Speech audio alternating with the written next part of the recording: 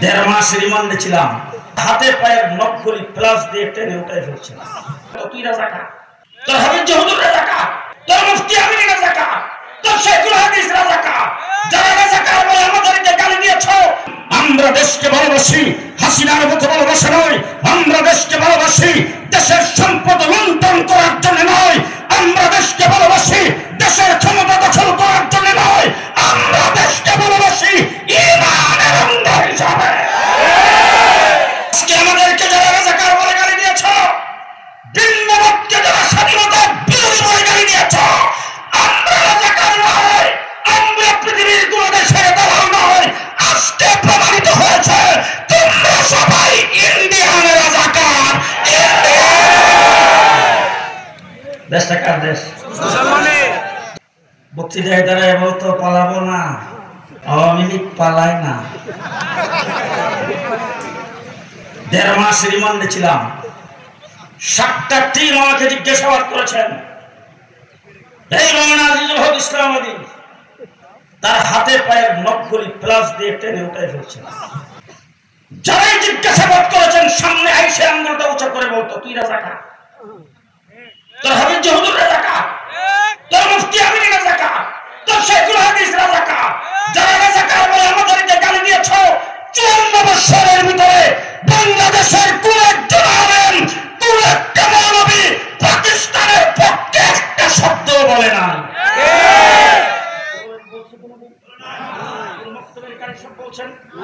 কোন মসজিদের ইমাম বলেছেন? কিন্তু তোমরা বক্তৃতায় দাঁড়ায় বলছো স্বামী স্ত্রীর সম্পর্ক বলে নাই। জি বলছে ভারতের উন্নতি আমাদের উন্নতি, ভারতের অবনতি আমাদের অবনতি, আমাদের উন্নতি ভারতের উন্নতি। ভারতকে বলে দিছি হাসিনার আরো ক্ষমতায় রাখা দরকার।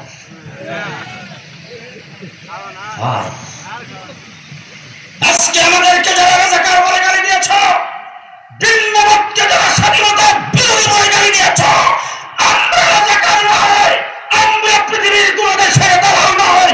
আজকে প্রমাণিত হয়েছে তোমরা সবাই ইন্ডিয়ান রাজাকার।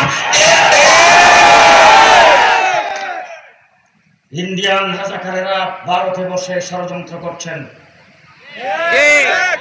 কোন কোন সময় ইসকনের মাধ্যমে। পরিষ্কার ভাষায় বলতে চাই, হিন্দু বৌদ্ধ খ্রিস্টান আমার দেশের নাগরিক। ভারত এত শান্তিতে পূজা পালন করতে পারে না। হিন্দুরা আমার বাংলাদেশে যত শান্তিতে পূজা পালন করে। আমরা বাংলাদেশের মানুষ সাম্প্রদায়িক সম্প্রীতিতে বিশ্বাসী। আজ পর্যন্ত কোন পূজা মণ্ডপ কোন মুসলমান আক্রমণ করে নাই। যখন শেখ হাসিনা ভেঙে যাওয়ার পরে এই দেশটার মধ্যে যখন সর্বপ্রথম হাতিয়ার হিসাবে হিন্দুদেরকে ব্যবহার করতে চেয়েছিল, তাদের মন্দিরে তাদের বাড়িতে আক্রমণ হচ্ছে, ওই মুহূর্তে গোটা বাংলাদেশে হেফাজতে ইসলামের কর্মীরা, কওমি মাদ্রাসাওয়ালারা তাদেরকে পাহারা দিয়েছে।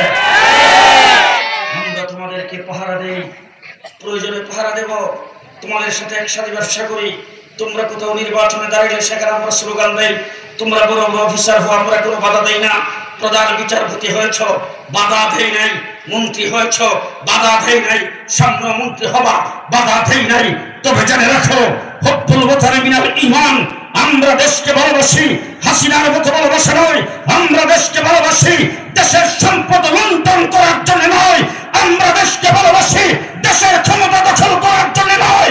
আমরা দেশকে ভালোবাসি ঈমানের অঙ্গ হিসাবে। আমার দেশের স্বাধীনতার উপর আক্রমণ করবা, ইসকন হোক না যেই হোক।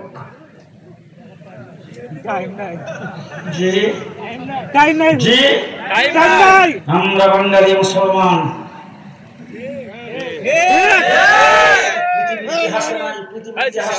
দেশ 9 মাস যুদ্ধ করে স্বাধীন হয়েছে।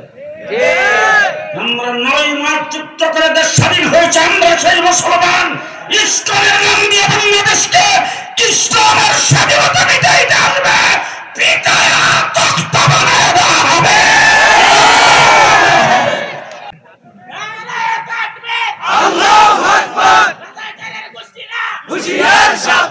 সংগ্রামের সাথে বন্ধ করুন।